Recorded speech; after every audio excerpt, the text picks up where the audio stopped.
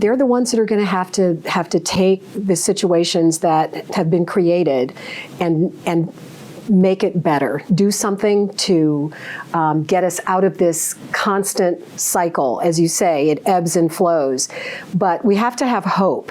And when I hear about initiatives like No Place for Hate, that gives me hope as, you know, as an adult who kind of looks at our generation and says, gosh, you know, we should be doing better.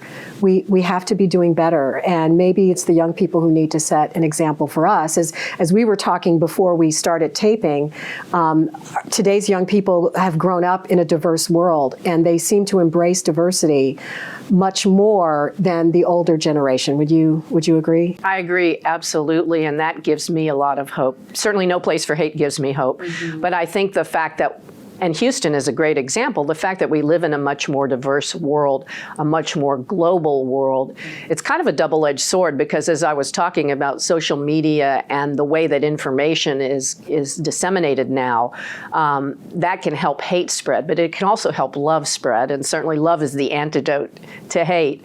And I think that the kids I've seen in Houston certainly are more comfortable with diversity because they've just grown up with it. They have no choice. Right. Which nobody really has a choice. We all have to accept diversity because this is a much more diverse, much more global world, and it's just the way that things are. It's just the way it is. That's not going to change. No, and it makes our world so much richer.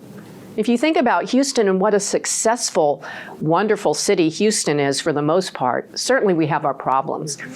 But the diversity of this city has made it such a welcoming place for people. It's one of our greatest strengths. It is. Yeah. It is the greatest strength, I think, of Houston. It's one of the reasons why I'm proud to be a native Houstonian. But I think that in Houston, people embrace diversity better than they do sometimes in other parts of the country. And we're not always perfect, but we're certainly an example of how diversity can bring success and bring power and enrich in so many different ways, not just monetarily, but just in experience.